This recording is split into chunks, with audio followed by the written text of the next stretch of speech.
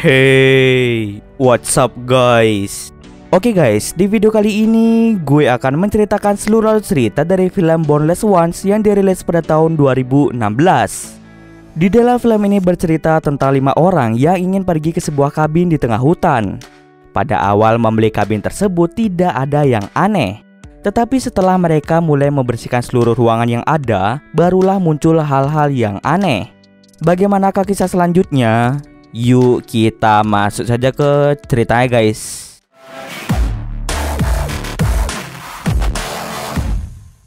Film ini diawali dengan memperlihatkan seorang wanita yang sedang terluka parah. Dia sedang menulis sebuah pesan dan ditaruh ke dalam sebuah kota. Lalu tak lama kemudian, anaknya yang bernama Christina mulai mendekati si wanita itu dengan wujud yang aneh. Tampaknya dia telah dirasuki oleh iblis dan berencana untuk membunuh si wanita. Karena si wanita membawa senjata, pada akhirnya dia pun terpaksa membunuh anaknya sendiri.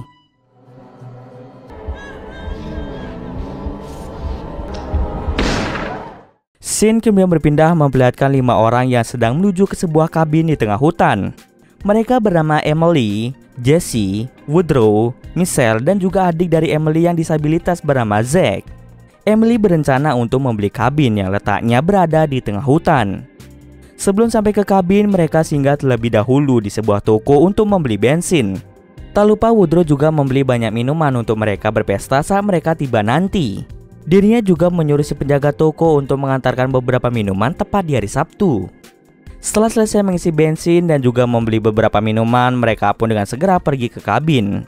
Sesampai di sana, mereka disambut hangat oleh pemilik kabin tersebut bernama Richard. Dengan sikap ramahnya, pada akhirnya Emily mulai menandatangani surat tanda kepemilikan kabin itu. Kini, kabin tersebut sudah sepenuhnya menjadi milik Emily. Setelah selesai mengurus surat-surat, mereka pun langsung masuk ke dalamnya untuk segera membersihkan barang-barang. Tak lupa mereka juga menaruh Zack di kamar agar dia bisa beristirahat. Malam harinya mereka pun mulai mabuk-mabukan untuk merayakan kepindahan Emily. Saat Woodrow berkeliling, dirinya sangat terkejut ketika melihat sebuah simbol aneh berada di lantai. Namun mereka lebih memilih untuk mengabaikan hal tersebut. Ketika ingin mencabut beberapa papan yang menempel di jendela, Jesse melihat ada sebuah simbol berada di papan. Mereka pun mulai mencari di internet dan menemukan fakta bahwa simbol-simbol itu merupakan simbol iblis. Akan tetapi mereka pun masih tidak percaya dengan hal-hal begituan.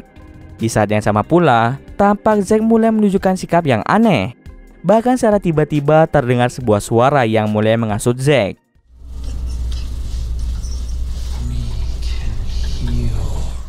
Malamnya ketika mereka semua sudah tidur, tiba-tiba saja Emily mulai mengalami mimpi buruk.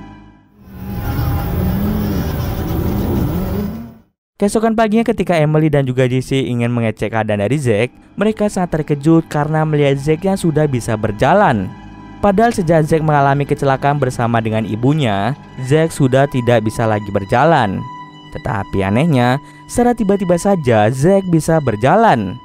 Mereka pun dengan segera menelpon dokter untuk segera mengecek keadaan dari Zack.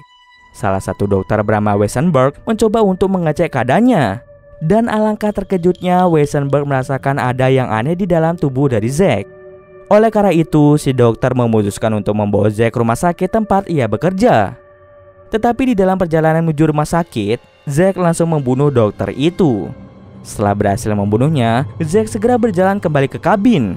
Sementara itu di kabin, Jesse dan Woodrow mulai melepas semua papan yang tertempel di jendela. Sedangkan Michelle dan Emily yang ingin membersihkan ruang bawah tanah sangat terkejut ketika melihat sebuah simbol besar terpampang di dinding. Dengan cepat mereka langsung memanggil Jesse dan Woodrow untuk melihat simbol tersebut. Tak terasa malam pun tiba. Zack yang tadi bersama dengan si dokter tiba-tiba saja muncul di depan kabin. Maka dari itu mereka mulai membawa Zack masuk ke dalam kabin. Anehnya di sini Zack mulai bertingkah sangat aneh. Dia juga mulai berbicara tentang sosok yang akan datang ke rumah itu. Mereka semua bingung dengan perkataan yang diucapkan oleh Zack. Tak berselang lama, Zack mulai menyentuh perut Michelle dan mengatakan bahwa Michelle sedang hamil. Karena merasa sangat kaget dengan perkataan dari Zack, pada akhirnya ia pun pergi ke kamar mandi. Di kamar mandi, Michelle mulai mendengar suara-suara aneh yang mulai menghasut dirinya untuk melakukan bunuh diri.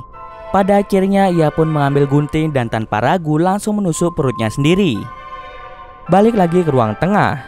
Kemudian, Jesse dan Woodrow melihat penjaga toko yang hendak mengantar minumannya sudah dipesan sebelumnya. Alangkah terkejutnya, tiba-tiba saja muncul sosok berbentuk asap yang mulai menelan penjaga tersebut.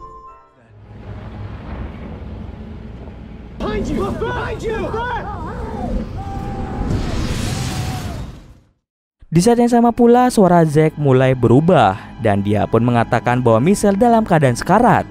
Dengan cepat, Woodrow langsung pergi ke kamar dan melihat Michelle dalam keadaan sekarat. Woodrow langsung menyuruh Jesse dan Emily untuk menelpon ambulans. Tetapi sayangnya Zack telah membakar semua ponsel. Zack pun mulai pingsan dan Emily tidak tahu harus melakukan apa. Ia pun mengatakan pada teman-temannya bahwa Zack sudah membakar semua ponsel. Di saat yang sama pula, Michelle dirasuki oleh salah satu iblis dan mulai menyerang Jesse. Jesse pun terluka sangat parah dan dia dengan terpaksa membunuh Michelle agar dirinya bisa selamat.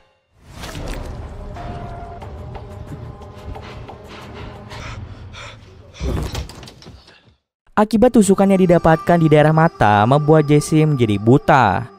Woodrow pun mulai menyalahkan Zack karena mungkin dialah yang telah memanggil iblis-iblis itu datang kemari.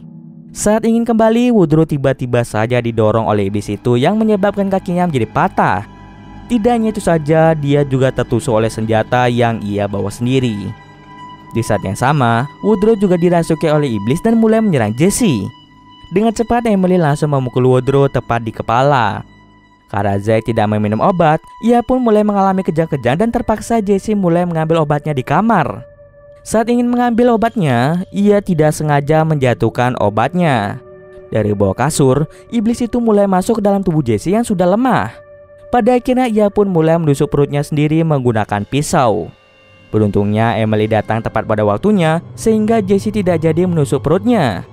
Mereka tidak bisa keluar dari kabin mengingat ada makhluk berbentuk asap yang sewaktu-waktu bisa membunuh mereka. Karena tahu ada yang tidak beres di rumah ini, pada akhirnya mereka pun pergi ke ruang bawah tanah untuk mencari makhluk apa sebenarnya yang mengincar mereka.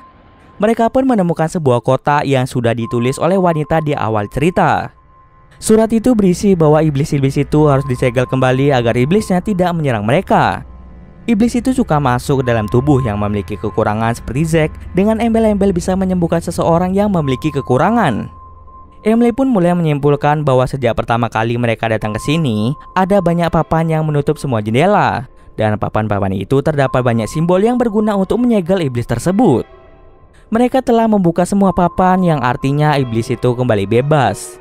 Tanpa mereka sadari, Woodrow yang dirasuki mulai bangkit kembali dan segera menuju ke ruang bawah tanah.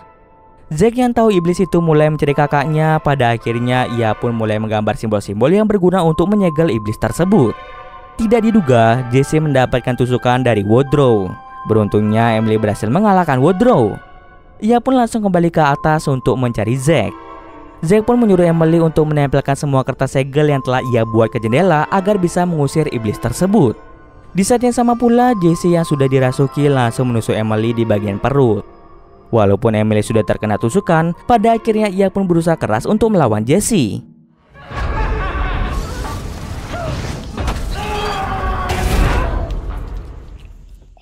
Ketika ingin menempelkan semua kertas segel itu ke jendela menggunakan darahnya, tiba-tiba saja arwah ibunya datang dan menyuruh Emily untuk membunuh adiknya yaitu Zack. Ibunya mengatakan hal seperti itu agar Zack bisa bahagia di akhirat. Lalu cerdiknya, Emily mulai menanyakan kata-kata terakhir sebelum ibunya meninggal.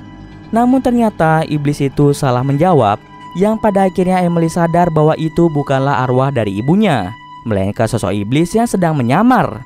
Karena tidak terwujud sama sekali, pada akhirnya ia pun langsung menempelkan kertas terakhir. Akhirnya Emily pun mulai berpikir bahwa semuanya sudah selesai. Jesse yang tertusuk meminta Emily untuk membebaskannya. Awalnya Emily ragu, tetapi karena dia adalah pacarnya, akhirnya Emily pun membantu melepaskan tusukan itu. Tapi ternyata dia bukanlah Jesse, melainkan sosok iblis yang mencoba untuk membunuh Emily.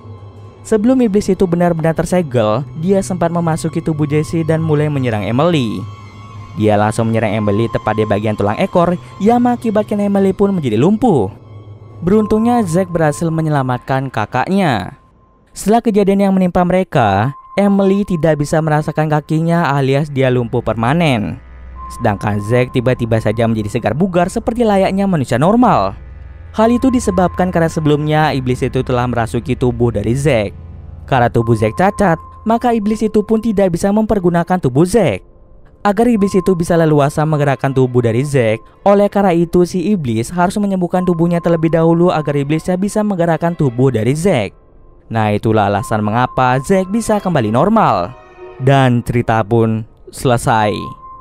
Oke, mungkin sekian dulu video kali ini. Jika ada kesalahan, gue mohon maaf. Oke, see you next video guys.